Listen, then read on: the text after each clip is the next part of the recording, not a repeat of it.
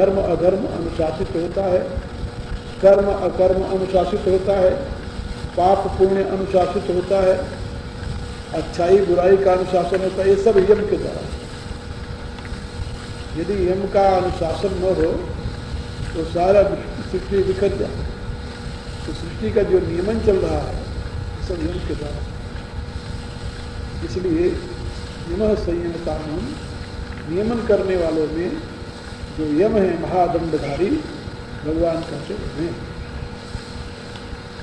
अब आगे प्रवादश्चात्मी दैत्यानाम ओम भृगुवस्वः तत्सवितुर्वरेण्यं भर्गो देवस्य धीमहि धियो यो नः प्रचोदयात्। ओम विश्वावदेवस्य वितुर्वृत्तानि परासुरो भद्रं कन्यासु सर्वे भवन्तु सुखिनः सर्वे सन्तु निरामयाः सर्वे भद्राणि पश्यन्तु मा कश्चित् दुःखभाग् भवेत्। ओम पूर्णमदः पूर्णमिदं पूर्णात् पूर्णमुदच्यते पूर्णस्य पूर्णमादाय पूर्णमेवावशिष्यते। ओम शान्तिः शान्तिः शान्तिर्भवतु। शान्तिः।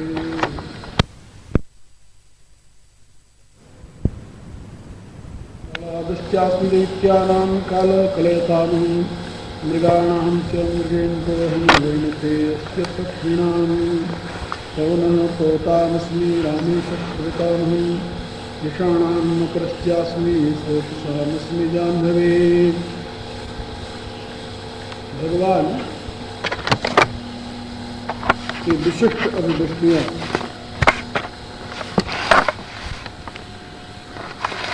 विभूति शब्द का अर्थ विशिष्ट अभिव्यक्ति।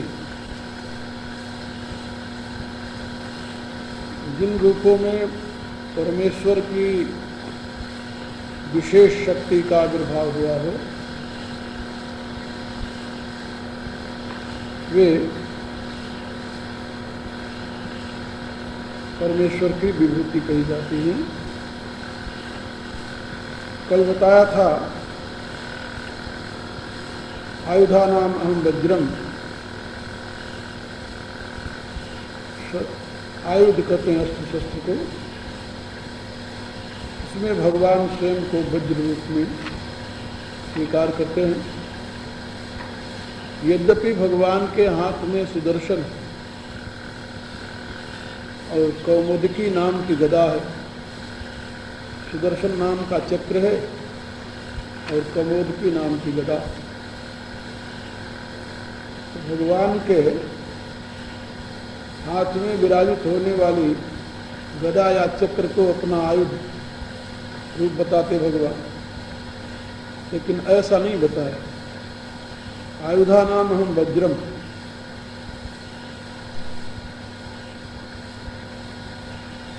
वज्र बताया। वज्र क्यों बताया?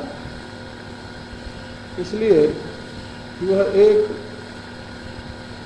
तपोपूत ऋषि की अस्थि से निर्मित, इसमें शक्ति जो है वो तप की है। तो तपपूत होने के नाते वज्र को ही अपनी विभूति बताई। यद्यपि वज्र भगवान के हाथ में नहीं है, वो तो इंद्र के हाथ में, लेकिन वो वज्र शब्द की व्याख्या निरुक्त ने की है, वर्जेतित वज्र।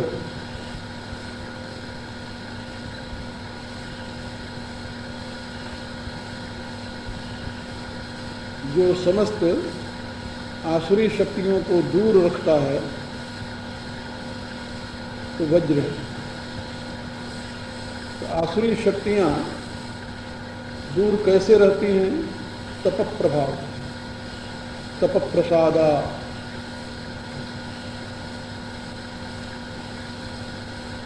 तप के प्रसाद से उसका वैशिष्ट है। आयुधा नाम हम। और धेनु नाम अस्मि कामधुक, गौओं में कामधेनु, क्योंकि यह अमृत मंथन से उत्पन्न हुई, सागर मंथन से उत्पन्न हुई, अमृत की सहोदरा। और विशेष करके इसकी महिमा है कि हव्यवाहिका, देवताओं के लिए सब प्रकार के हव्य को प्रदान करने वाले होने से कामधेनु भगवान की विभूति है। प्रजनश्चास्मि कंदर्प,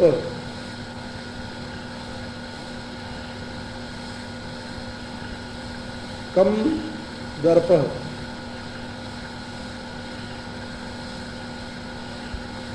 कंद अर्प भी होता है। ये कम आनंदम,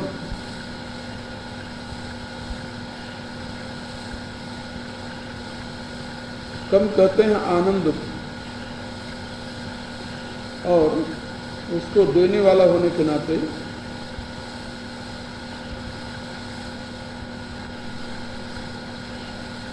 इसको आनंददायी होने के नाते कंदर्प कहते हैं काम। और उसमें जो प्रजनश्चास्मि संतान उत्पत्ति के लिए, इसमें दो प्रकार के आनंद की बात है। संतानोत्पत्ति के लिए प्रयुक्त होने वाला काम अक्षय आनंद का दाता होता है। अक्षय आनंद का अभिप्राय क्या हुआ? एक तो काम स्वयं में कंदर्प है, आनंददायक होता है। दूसरा, उसके बदले में जो संतति प्राप्त हुई वो आनंद की वर्धिका है। और उसमें पुत्र के लिए तो आत्मा हो जाए तो पुत्र, आत्मा ही पुत्र रूप में प्रकट होता है, ऐसा बताया गया है। इसलिए प्रजनश्चास्मि कंदर्प भगवान की विभूति। कंदर्प स्वयं में विभूति नहीं, प्रजनश्चास्मि कंदर्प। और धर्मा विरुद्धो भूतेषु कामोस्मि भर्तस्व, वो भी भगवान की विभूति है, धर्म अविरोधी हो। धर्म विरुद्ध हो जाए तो फिर वो विभूति नहीं रहती। तो यहाँ पर प्रजनश्चास्मि कंदर्प ऐसा। और सर्पाणामस्मि वासु, सर्प और नाग ये दो जातियां हैं। इनके विषय में आचार्यों ने ऊहात्मक बहुत से विचार दिए हैं। रामानुज ने कहा कि एक विषैला होता है, दूसरा निर्विष होता है। लेकिन कई पुराणों में दोनों को विषैला बताया है। और वासुकी को नाग कह करके संबोधित किया है। वासुकी नाग है, स्वयं में तक्षक का भाई है। और शेष स्वयं में नाग है। इसमें कई उदाहरण दिए, जैसे कालिया नाग, तक्षक नाग, वासुकी नाग, शेष नाग, ये सारे नाग ही हैं। तो उसके अलग अलग महात्माओं ने उसकी व्याख्या की। पुराणों के समीक्षा करने से ये एसेंस लिस्ट निकाला कि नाग और सर्प में क्या अंतर है। तो बताया कि नाग वो है जो फणियर होते हैं, एक फण वाले होते हैं, दूसरे बिना फण के होते हैं। एक ने कहा कि नहीं, सर्प वो है जिसके एक मुंह हो, नाग वो है जिसको कई मुंह होते हैं। शेष नाग सहस्र मुंह वाले। तो इस ढंग से ऐसा बताया। लेकिन ऐसा कोई वो नहीं है, कई मुंह वाले नाग किसी ने देखा नहीं। वो तो उसमें है पुराण में। तो यहाँ पर नाग और सर्प में केवल अंतर ही बताया कि एक फन वाले होते हैं, दूसरे बिना फन के। विषधर दोनों ही होते हैं। तो सर्पाणामस्मि वासुकी, सर्प वो हैं जो कि बिना फन के होते हैं। और अनंतश्चास्मि नागा नाम, ये नाग जो है इनमें अनंत शेष नाग मेरी विभूति है, ये फल वाले होते हैं, सर्पों में वाले, सर्पाणाम न संज्ञा। वासुकी नाम का जो सर्प है वो मैं हूँ, और नागों में अनंत शेष नाग। कल मैंने बताया था कि शेष नाग ही भगवान के नित्य सहचर हैं, नित्य सेवक हैं, नित्य भक्त हैं। वो सहस्रमुख द्वारा भगवान की महिमा का गान करते रहते हैं। महाज्ञानी हैं, महाभक्त हैं और महान शक्तिशाली है। और वही रामावतार में लक्ष्मण के रूप में, कृष्णावतार में बलराम के रूप में अवतरित हुए, और भी कई किंवदंतियां उनके साथ लगी हुई हैं। इसलिए अनंतश्चास्मि नागाना वरुणो यादसाम अहम। यादसाम माने होता है जलचरीय जीव, यादसाम जलचरा, ऐसा अमरकोश ने बताया है।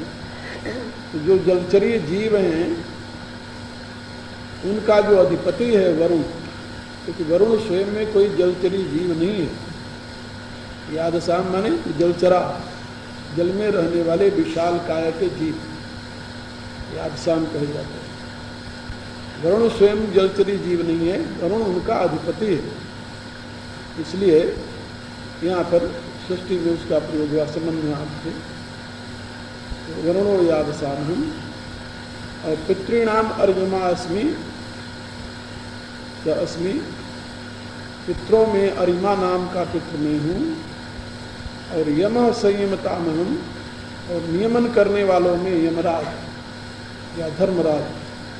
तो कल मैंने बताया था भगवान कहते मैं हूँ संज्ञा का पुत्र, सूर्य से उत्पन्न हुआ, और महान भागवत, महाभक्त, महाज्ञानी, तत्वज्ञ, नचिकेता के गुरु, कठोपनिषद के प्रवक्ता यम।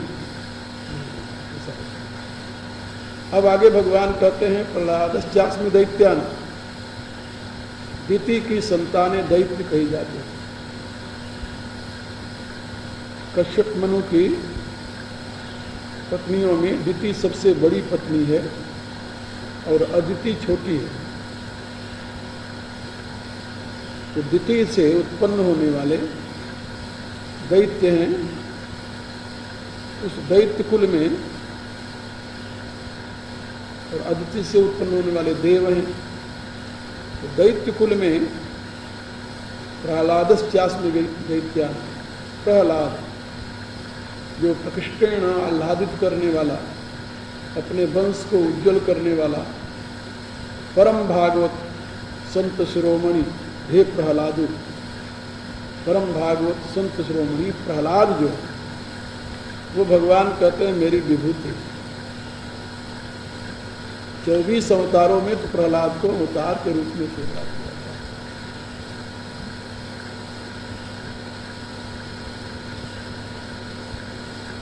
तो प्रहलाद प्रभु की विभूति हैं, क्योंकि उन्होंने अपने तपोबल से, अपनी भक्ति भाव से दुनिया में एक आदर्श उपस्थित किया। और प्रहलाद के द्वारा ही यह दैत्य कुल धन्य हो। इसलिए प्रहलादश्चास्मि दैत्यानां, ये हिरण्याकश्यप के पुत्र और वैरोचन के पिता और बलि के पितामह और कश्यप के पौत्र, इस प्रकार से प्रहलादश्चास्मि दैत्यानां। और कालः कलयतामहम्, कलयताम, कलयताम माने गणना करने वाले, गणना किए जाने वाले हैं। कलयताम,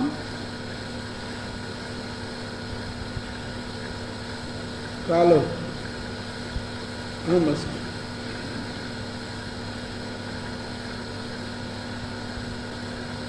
में काल,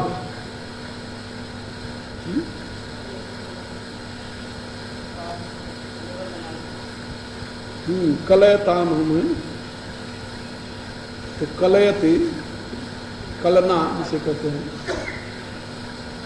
तो सृष्टि और प्रलय ये दोनों ही काल के अधीन है। इसलिए यहाँ पर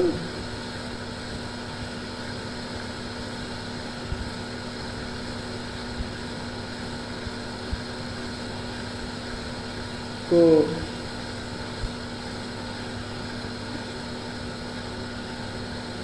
जो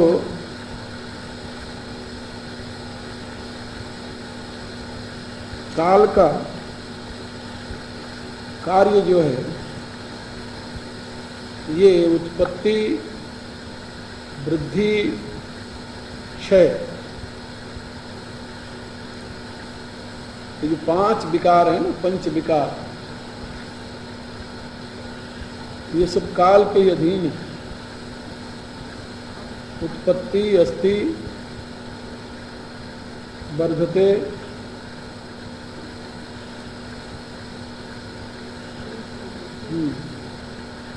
उत्पत्ति, अस्ति, वृद्धि, उत्पत्ति, अस्ति, वृद्धि, क्षीयते, परिणमते, क्षीयते और नश्यते।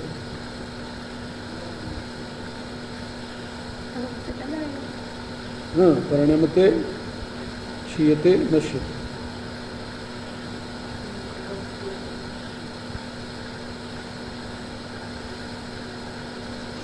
ये जो इनको 6 विकार कहते हैं,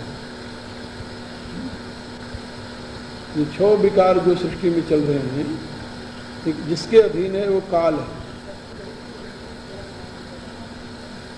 परिणत, उत्पत्ति, अस्ति, वृद्धि, परिवर्तन, क्षय, विनाश। परिणमते,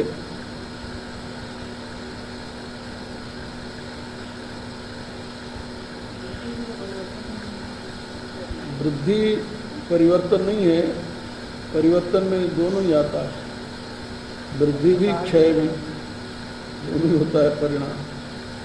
परिणमते, विपरिणमते, ये जो है इनको 6 विकार का, ये काल के अधीन है, काल ही इनका हेतु है। इसलिए ये कलयताम, कलयताम का अर्थ 2 प्रकार से किया है आचार्यों ने। उसमें जो दुखद स्थिति है, कलयताम का अर्थ दुखद भी कहा है, दुख प्रदान करने वालों में। तो दुख सबसे बड़ा क्या है? मृत्यु। तो मृत्यु प्रदान करने वाले में काल में, कालोस्मि लोक क्षयकृत प्रवृद्धो, 11वें अध्याय में, कालोस्मि लोक क्षयकृत प्रवृद्धो। तो यहाँ पर काल कलयताम हम, कलयताम जो है कलना करने वालों में,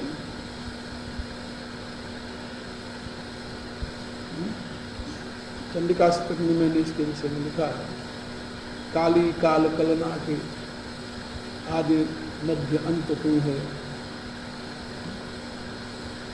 तेरे ही अधीन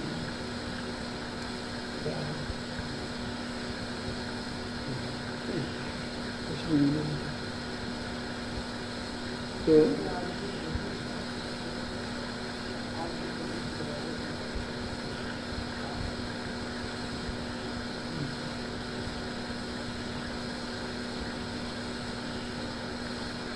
गति में काल है, काल में गति है या गति में काल है, काल ही गति है या गति ही काल है।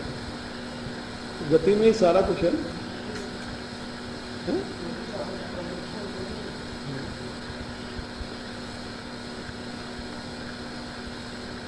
कालोस्मि लोक क्षेत्र प्रवृत्ति,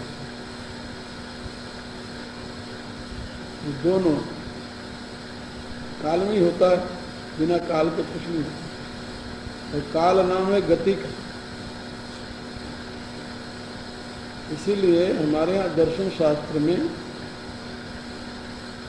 कुछ आचार्यों ने काल को नित्य माना है। काल नित्य है, शाश्वत है। लेकिन कुछ आचार्यों ने काल को काल्पनिक माना है। काल काल्पनिक तत्व है, कुछ कोई तत्व नहीं है काल से। कुछ ने काल को नित्य शाश्वत तत्व माना। काल एक तत्व है। न्याय दर्शन के जो द्रव्य हैं उसमें काल भी एक द्रव्य है। लेकिन सांख्य ने इसे सापेक्ष कर करके अस्वीकार कर दिया। काल सापेक्ष, निरपेक्ष नहीं, इसकी स्वतंत्र स्थिति नहीं। वेदांत ने भी इसे अस्वीकार कर दिया। वेदांत ने तो काल स्वभाव नियतिर यदृच्छा भूतात्मयोनि पुरुष इत चिंत्या, जो हमारे दर्शन के 6 आधार हैं, इन सब का उन्होंने एनालिसिस किया। उसमें सर्वप्रथम है कालवाद। कालवाद, स्वभाववाद, नियतिवाद, दृक्षावाद।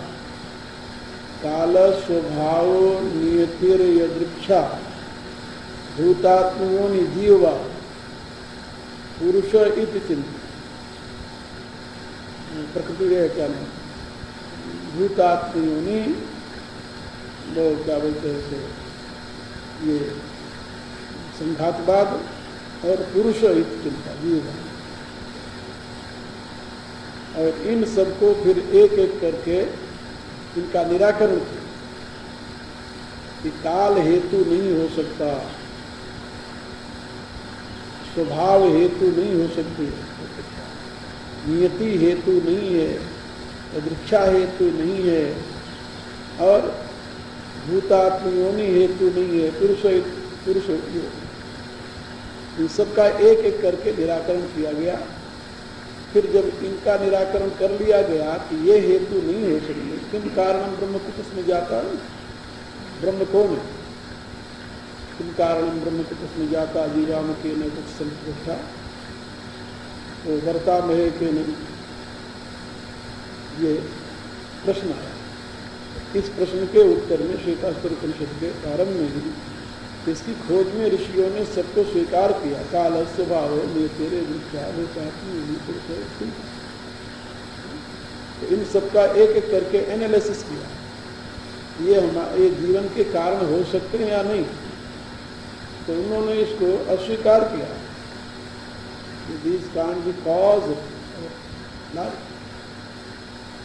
फिर इन सबके पीछे फिर कारण का पता लगाने के लिए ते ध्यान योगानुगता पश्यन देवात्म शक्ति सुगुणेर निगूढ़ा यह कारणानि अखिलानि का, जो ऊपर बताए गए सब का वो कारण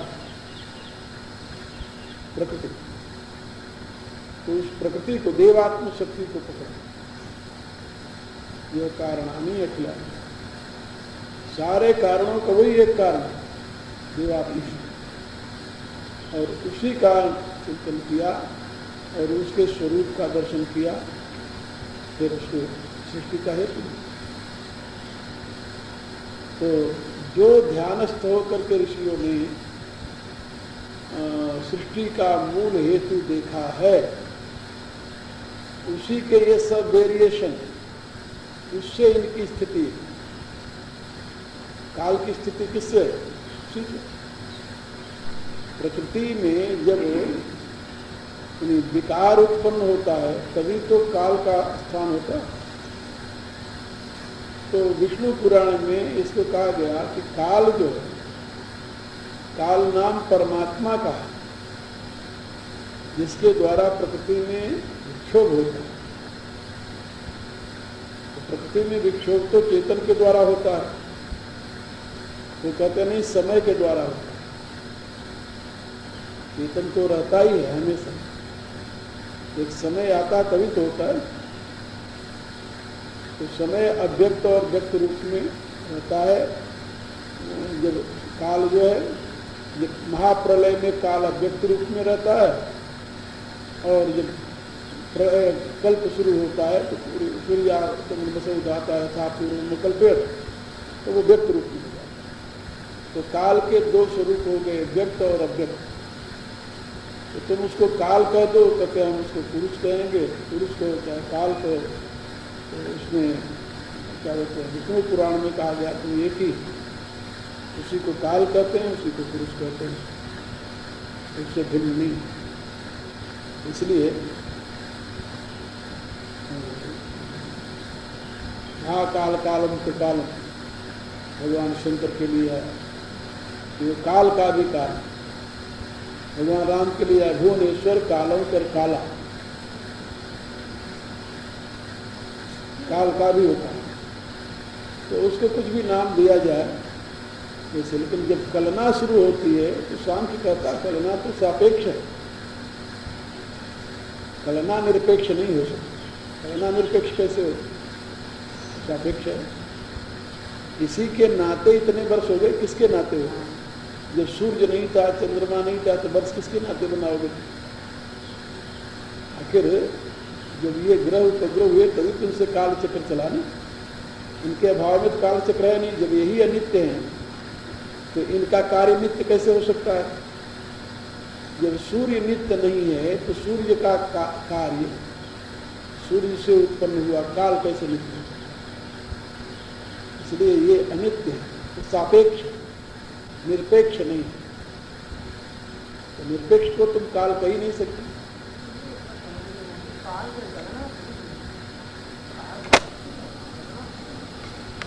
काल भगवान कहते नहीं, वो कलयता, कलयता माने कलना करने वाला, गिनती करने।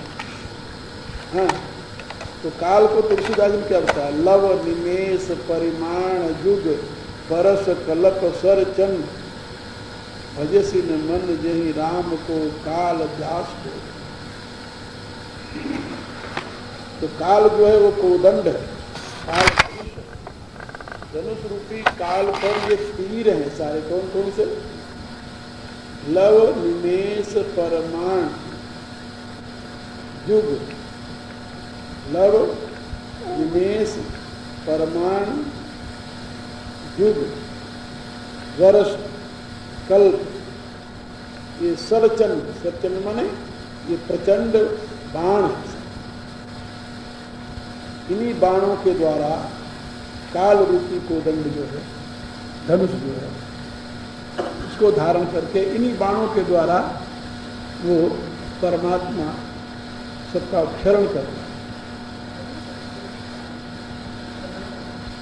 अरे तो भगवान कलना कर रहे हैं तो हम क्या करें इसमें? तो कलयताम, ये सारे उसके वेरिएशन है, कार्य नहीं, वेरिएशन उसकी कलना में ये सब चलते हैं। तो छोटा से छोटा जो गति में स्पंदन हुआ उसका भी उसको क्रम कहा गया। दो क्षणों के मध्य का समय क्रम, जब उसमें संयम करता है योगी तो काल जयी हो जाता है।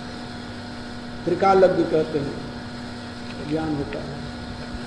तो ये लव निमेष परमाण युग बरस कल्प, लव निमेष परमाण, फिर अब इसमें फिर दिन आया, महीना आया, घंटा आया, घड़ी आया, पल आया, ये सब हुआ।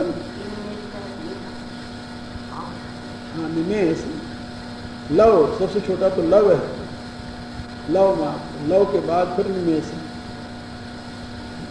लव से भी छोटा है जी, लव से भी छोटा है। नहीं, ये नहीं, क्रम उसको कहा, पतंजलि ने क्रम कहा। वो सबसे छोटा काल का स्वरूप है। और ये सब कलना होती है, तो ये जिसमें कलना हुई सारी, तो काल है, कोदंड, वही कोदंड बताया, धनुष है। उसी के ऊपर ये सारे बाण, और वो धनुष जो धारण करता है वो भगवान राम। काल जास को दंड, ये काल जिसका को दंड है, काल रूपी धनुष लेकर और लव निमेष परिमाण युग बरस कल्प आदि प्रचंड बाणों द्वारा जो इस सृष्टि का सारा संचालन कर रहा है, जो भजस में मनते ही राम को, उस राम का, हे मन तो उस राम का भजन। काल जास को दंड, ये दुआ बड़ा विचित्र है, बड़ा अर्थता, बड़ा गंभीर है। भजस में मनते ही राम को, काल जास को दंड, लव निमेष परिमाण युग बरस कल्प सरचंड। तो यहाँ बरस पहले आना चाहिए था, लेकिन वो दुए में ढंग से बैठा दिया है। तो वर्ष है, फिर युग है, फिर कल्प है, तो वर्ष ही सबसे, वर्ष है, फिर अयन है, फिर युग है। गणना का तो ये है ना। हाँ, तो अयन है, अयन है फिर, लेकिन अयन भी तो दिन के अर्थ में ही है ना, देवताओं का दिव्य दिन है अयन भी। तो वर्ष आया, तो अयन है फिर वर्ष है। पहले तो यानी लव है, फिर निमेष है, फिर परमाण है, और परमाण में ही ये दिन आता है, दिन और रात्रि। परमाण माने दिन और रात्रि। तो लव निमेष परमाण दिन और रात्रि बनी, तो दिन और रात्रि से बना महीना, तो पक्ष बना पहले, पक्ष से फिर महीना बना, महीना से फिर अयन बना, अयन से फिर वर्ष बना, और वर्ष से फिर युग बना, युग से फिर कल्प बना। ये उसका गणना करेंगे। कल्प जो है सृष्टि का अंत है, और कल्प ही सृष्टि का आदि है। तो ये क्रम जो है, ये सारे हुए स्वर। ये तो प्रचंड स्वर है, सरचंड कहा, चंड माने प्रचंड स्वर है। इसी में सारे अनंत जीवों की गति और अगति चलती है। तो वर्ष कल्प सरचंड, तो भजस में मनते ही राम को, काल जासु, ये सब प्रचंड स्वर हैं। और काल जासु को दंड, और काल रूपी जिसका को दंड है, उस राम को तू भजनी, मन नहीं भज। भजस में मनते ही राम, हे मनते ही राम को भजस में न भज।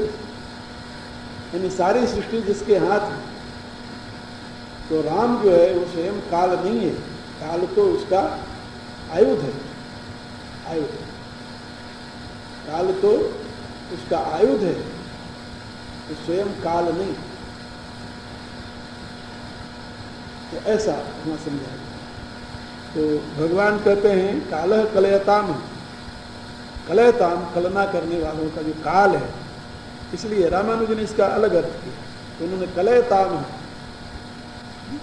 कलयताम दुखदाता, कलयताम का तो उन्होंने दुखदाता, और उसमें कालह माने मृत्यु, दुखद दुखद पदार्थों में मृत्यु मेरा स्वरूप, ऐसा उन्होंने किया। कलयताम का अर्थ, तो कलयताम हमने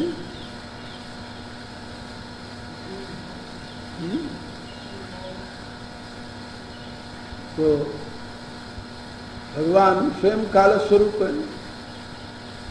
और उपनिषदों में कहा गया ज्ञः काल कालो गुणी स्वरूपित, परमात्मा काल का काल है। यह काल कालो गुणी स्वरूपित है, तो काल की कलना तो उसी के आश्रित है ना, चेतन के ही।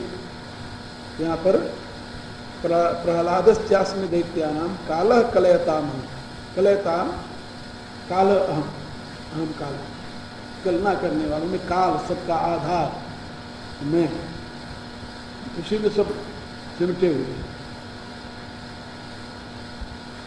अब मृगाणाम च मृगेंद्रो अहम, मृगा, मृग कहते हैं वन को, जंगल को, और ग माने गमन करने वाला।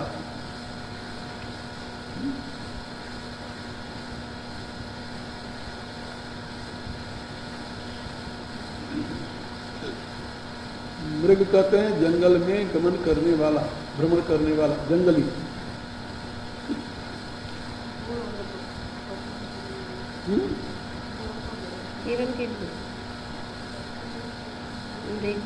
मृग माने तो जंगल में विचरने वाला, बस वही।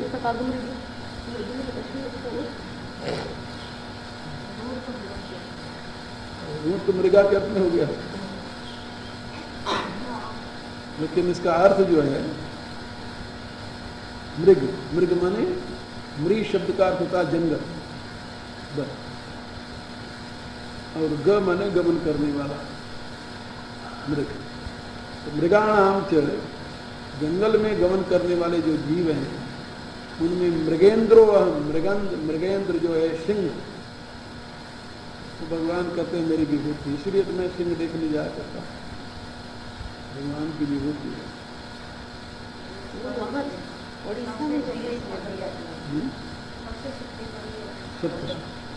शक्तिशाली और निर्भय, उसकी महिमा जो है वो निर्भयता में, अभय, सिंह के समान अभय। सिंह कभी किसी से डरता नहीं, उसको भय नहीं, ये उसकी विशेषता है, निर्भय।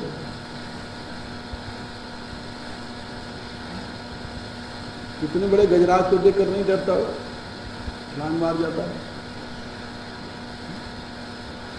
तो मृगाणाम च मृगेंद्रो अहम, हार जाता है, हार देता है।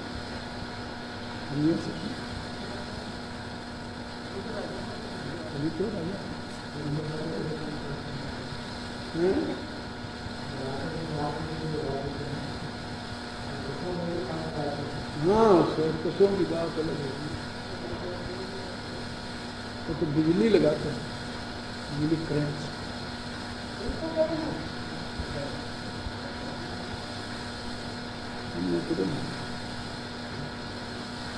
तो मृगाणाम च मृगेंद्रो वैनतेयश्च पक्षिणा, और पक्षियों में वैनते, विनता के पुत्र,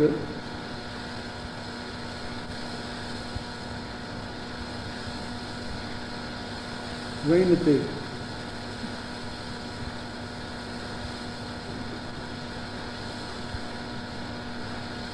गरुड़, भगवान के वाहन। तो गरुड़ की महिमा है कि वो महाज्ञानी हैं, भगवान के भक्त हैं, सदा भगवान के साथ रहते हैं, भगवान के वाहन। गरुड़ महाज्ञानी गुणराशि घर से।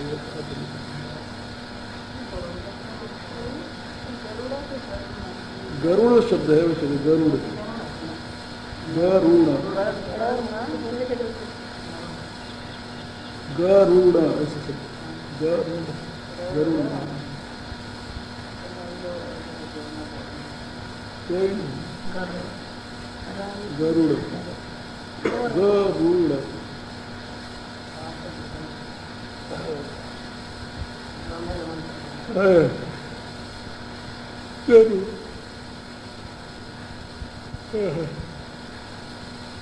तो यहाँ पर वैनतेयश्च पक्षिणा, वैनतेय, वैनिता के पुत्र, ये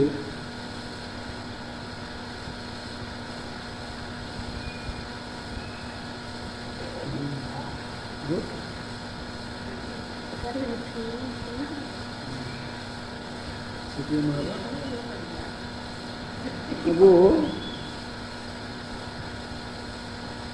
वेद अधिष्ठाता, वेदात्मा। कहते हैं गरुड़ भगवान जब चलते हैं तो उनके पंखों से जो आवाज आती है वो वेदध्वनि।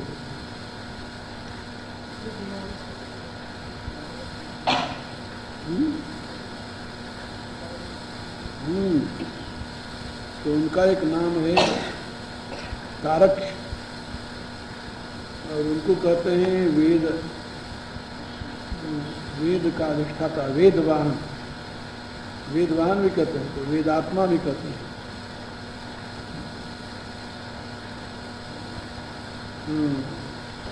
वेदमय विग्रह,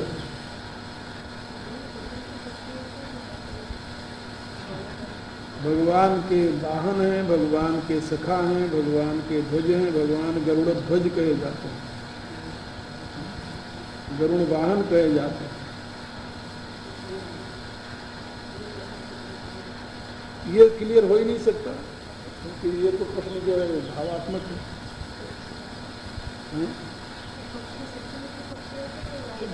ये पक्षी भी हैं, पक्षी रूप में भगवान की विभूति है, तो पक्षी रूप में नीले नीले होते हैं, इसको कहते हैं भगवान बैठते हैं तो लेकर जाते हैं, उड़ते हैं,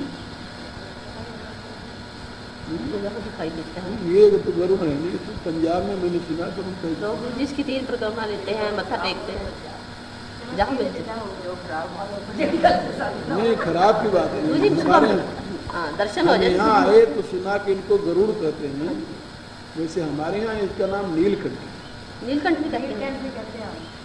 नीलकंठ, गरुड़ को नहीं यहाँ सुना। गरुड़ तो बहुत बड़ा पक्षी होता है, गरुड़ नाम का पक्षी होता है, बहुत बड़ा होता है, बड़ा विशाल होता है, और केवल देखा नहीं गया ना कभी, पुस्तक वाला ना साडा सच्ची मुची है। ये तो नीलकंठ है,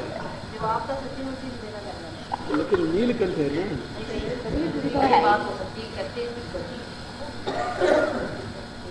किसकी लाए की गति तीव्र तो होती गीध की,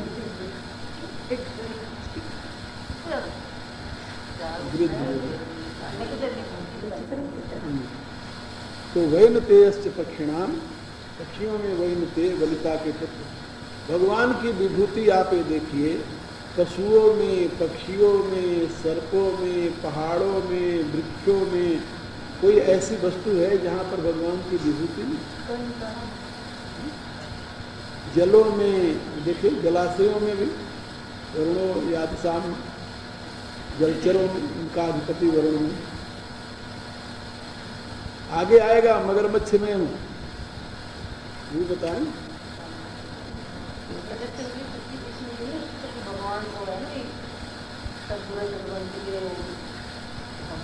सर्व रूप में परमेश्वर की अनुभूति का एक क्रम है कि पहले तुम पशुओं में, गऊ में देखो भगवान को, तो फिर धीरे धीरे भैंस में, बकरी में, सब में देखने लगो। एक में तो देखना शुरू करो, पहले शेर में देखो, तब दूसरे में दिखाई दे, गीदड़ में थोड़ी दिखाई देगा। भगवान की विभूति पहले विशिष्ट में देखो, बेस्ट फॉर्म जो है उसमें देखो, उसमें तो भगवान की विभूति है, तो फिर उससे पता चल जाएगा कि जब ये भगवान है तो सारे भगवान में वेरिएशन उसी की। पवनः पवताम अस्मि, पवताम गतिशील, गतिमान, पवताम मीन्स गतिमान।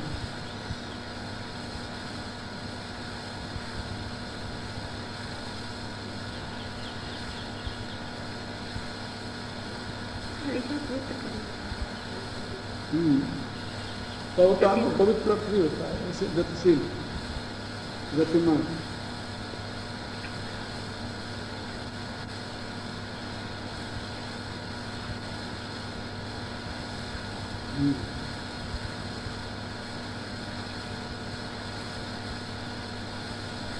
तो पवनः पवताम अस्मि,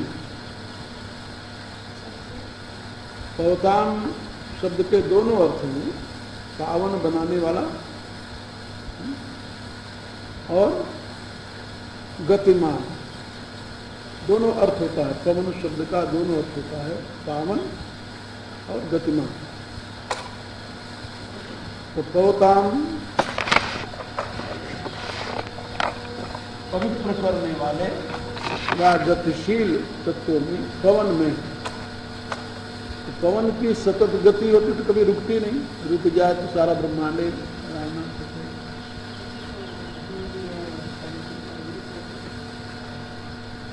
तो इसलिए गतिमान इसको कहा।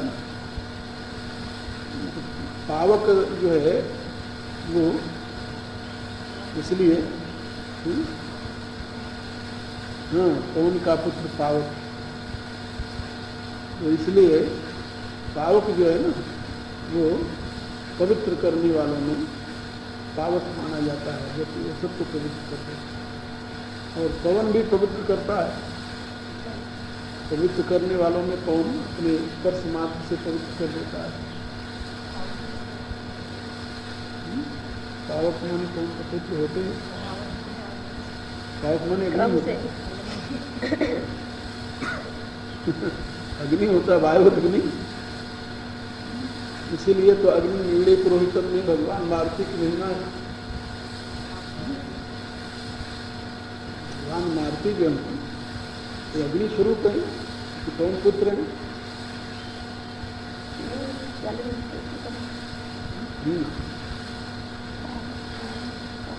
पानी, इसलिए उसको पानी कहते हैं।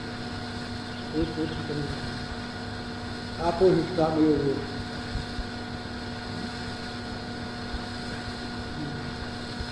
पवन पावक पानी। तो ये जो है भगवान कहते हैं गतिमानों में पवन जो है वो मैं, अब पवन परमात्मा स्वरूप है।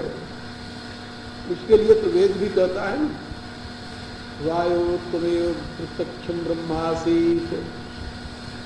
हे वायु तू ही प्रत्यक्ष ब्रह्म है और तो सब अप्रत्यक्ष ब्रह्म है।